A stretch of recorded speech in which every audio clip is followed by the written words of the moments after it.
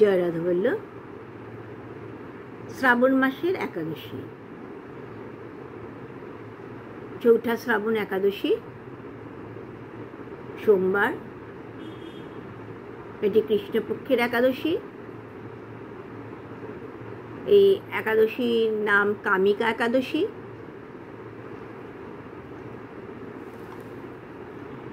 এই কৃষ্ণপক্ষের একাদশীর কথা আমরা ব্রহ্মবৈবর্ত পুরাণে পেয়ে থাকি। কামিকা কথাটি এসছে কাম থেকে। কামের অর্থ হলো অভিলাষ, ইচ্ছা।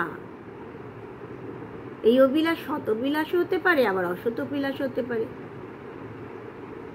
তাই পণ্ডিত ব্যক্তিরা মনে করেন যে একাদশী দেবী তার আশ্রিত ভক্তের মনে সমস্ত বিষয় কামনা, অসৎ কামনা দূর করে দিয়ে সৎ কামনা প্রদান করেন। তিনি হলেন এই কামিকা একাদশী দেবী, বা অন্য মতে তিনি হলেন এই কামনা একাদশী দেবী।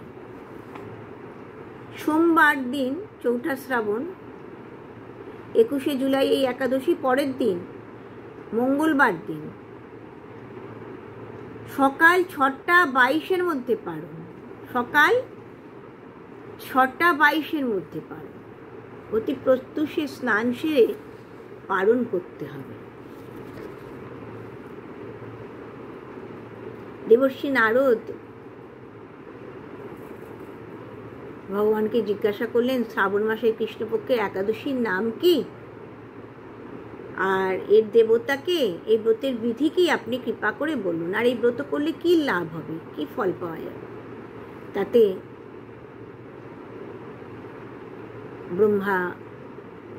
ব্রহ্মাজি বললেন,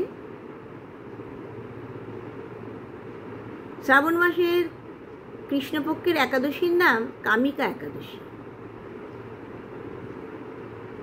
দেবর্ষি নারদ ব্রহ্মাজিকে জিজ্ঞাসা করছেন, এই ব্রতের করলে, এই ব্রতের বিধি কি, আর এই ব্রত করলে কি ফল লাভ হবে। ব্রহ্মাজিকে যখন জিজ্ঞাসা করলেন, ব্রহ্মাজি উত্তর দিচ্ছেন, এই একাদশীর নাম হচ্ছে কামিকা একাদশী। এই যজ্ঞ, এই মাহাত্ম্য শ্রবণ করলে বাজপেয় যজ্ঞের ফল লাভ করবে যায়। বাজপেয় যজ্ঞ করলে যে ফল পাওয়া যায় সেই ফল পাওয়া যাবে। এই দিন শঙ্খ চক্র গদা পদ্মধারী ভগবান বিষ্ণুর পূজা করা অতি অবশ্য কর্তব্য। প্রতিদিনই বিষ্ণু পূজা করা কর্তব্য, এই দিন অতি অবশ্য কর্তব্য।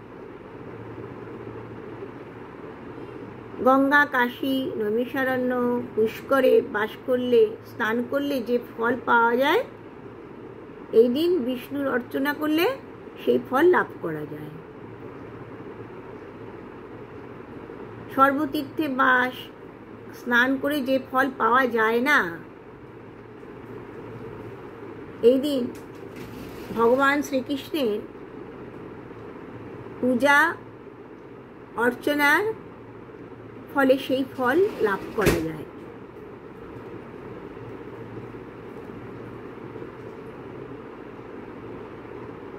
তাই এই কামিকা একাদশীর দিনে ভগবান শ্রীকৃষ্ণের পূজা করা সকলের অতি অবশ্য কর্তব্য। কমল বলা হচ্ছে, কমল, কমলপত্রে জল আলাদা থাকে।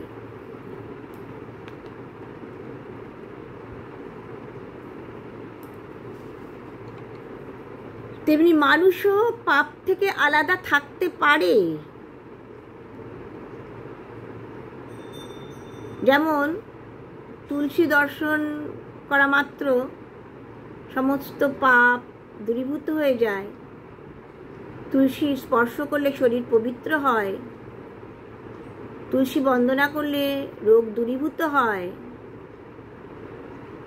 তুলসীতে জল দিলে জমালয়ে যেতে হয় না। তুলসী রোপণ করলে ভগবানের সমীপে বাস করা হয়। শ্রীকৃষ্ণ চরণে যদি তুলসী দেওয়া হয় তাহলে প্রেম ভক্তি লাভ করা যায়।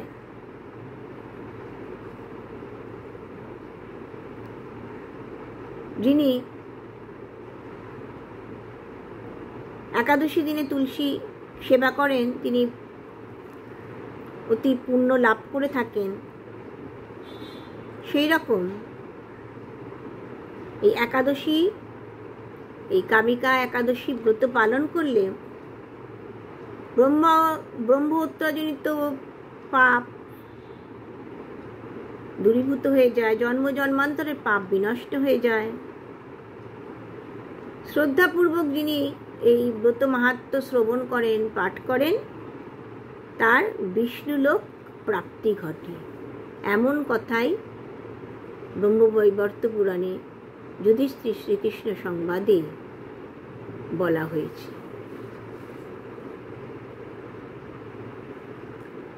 হরে কৃষ্ণ কৃষ্ণ কৃষ্ণ হরে হরে, হরে রাম রাম রাম হরে হরে, হরে কৃষ্ণ কৃষ্ণ কৃষ্ণ হরে হরে, হরে রাম রাম রাম হরে হরে।